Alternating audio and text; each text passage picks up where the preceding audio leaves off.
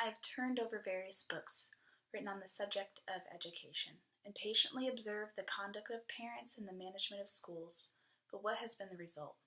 A profound conviction that the neglected education of my fellow creatures is the grand source of the misery I deplore.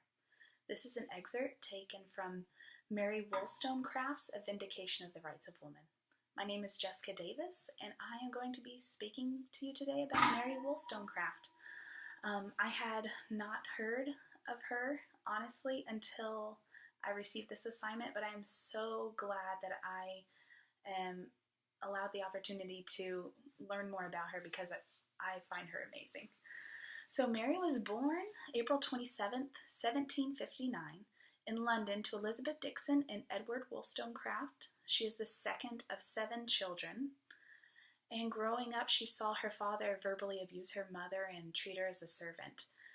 And I believe seeing these things as a child made Mary realize that she would never allow herself to be treated the way her mother was. And this, in turn, helped her become the strong, independent woman that we know her as today.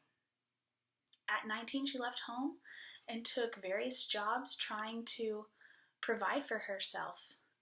She worked as a governess, a lady's companion, and a lady's companion, I wasn't quite sure what that was. It is a young woman who would sit with an older woman to provide her companionship, friendship, just spend time with her so she wouldn't be lonely.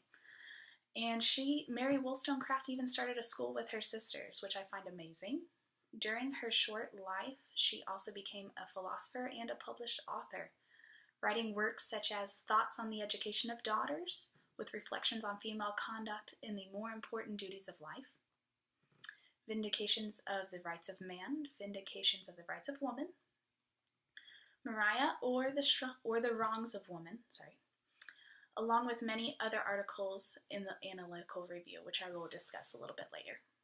Most notably, her work in the Vindication of the Rights of Woman is what the feminist movement is founded on, honestly.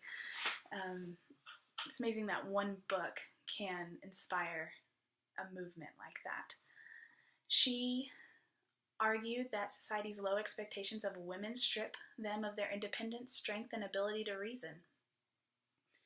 Unfortunately, her groundbreaking literacy works were overshadowed in the eyes of the public by her tumultuous relationships with Henry Fuseli, Gilbert Imlay, whom she had a child with, and William Godwin, who she married and also had a child with. Shortly before her death, she married Godwin. He was a philosopher and a founding anarchist. And unfortunately, she died soon after, September 10th, 1797, at the age of 38. 11 days after giving birth to her daughter, Mary, who would later write the novel Frankenstein. She impacted education in so many ways, but I'm only going to name 3 because I'm short on time. Her argument that both boys and girls can become independent, intelligent adults is not only the cornerstone of the feminist movement, but the standard for the American education that we see today. Her writing not only ignited the equal rights movement for women, but influenced countless women to become writers themselves. This is a position that they were not allowed to be in before this time. It was considered socially unacceptable. So she influenced, of course, Mary Shelley, her daughter Mary, who wrote Frankenstein, Virginia Woolf, and then I would argue that she also influenced Jane Austen as well, just judging from Jane Austen's writings. She's one of my favorite authors. And Mary Wollstonecraft paved the way and became a model for other women to follow after.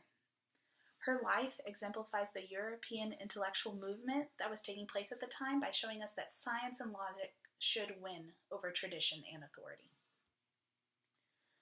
She also argued the differences between men and women had nothing to do with their biology. It was simply how they were raised. This made her the first person to argue the nature versus nurture debate to the benefit of women. To further defend her point, she wrote that our humanity comes from our ability to reason. So by saying women were incapable of reasoning would also mean that they were not human. So couldn't really argue with that fact, could you? Wollstonecraft also underlines the importance of early childhood education in shaping the mind, mainly in reference to the use of reason. However, I believe that this principle can be universally applied to general education. She also stated that women should be educated so they will not be intellectually or morally dependent on men. She obviously received many criticisms for her work, especially in the 1700s. Unfortunately, she died shortly after she wrote The Vindication of the Rights of Women, so she was unable to really defend herself.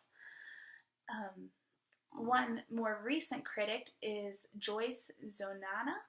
She is an Egyptian-American author. She wrote an article in 1993 titled The Sultan and the Slave, and she was criticized Wollstonecraft for her use of metaphors that shown Eastern and Middle Eastern culture in a very negative, oppressive light.